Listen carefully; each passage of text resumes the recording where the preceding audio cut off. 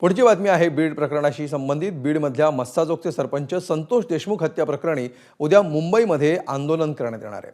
Metro cinema ते आझाद मैदान या मार्गावर हे आंदोलन करण्यात येईल। संतोष देशमुख हत्या आणि परभणीतील सोमनाथ सूर्यवंशींचा संशयास्पद मृत्यू याच्या निषेधार्थ हे आंदोलन पुकारण्यात आले आहे। संतोष देशमुख यांच्या हत्येला महिना उलटला तरी त्यांच्या कुटुंबियांना अद्याप न्याय मिळालेला नाही। त्यामुळे उद्या आंदोलनाची हाक देण्यात आली आहे। या आंदोलनाला आमदार सुरेश धस, संतोष देशमुखांचं कुटुंब, परभणीतील सूर्यवंशी कुटुंब, जितेंद्र आव्हाड आणि नरेंद्र पाटील उपस्थित राहणार असल्याचं समजतं। नवीन व्हिडिओ वाल्मिका कराडांचे यायला लागलेले आहेत। संतोष देशमुखांच्या कुटुंबियाला चिंता आहे की हे खरंच त्यांना शिक्षा देण्यासाठी सरकार चौकशी करायला लागले, इन्व्हेस्टिगेशन करायला लागले का वाल्मिका कराडला वाचवण्यासाठी करायला लागले।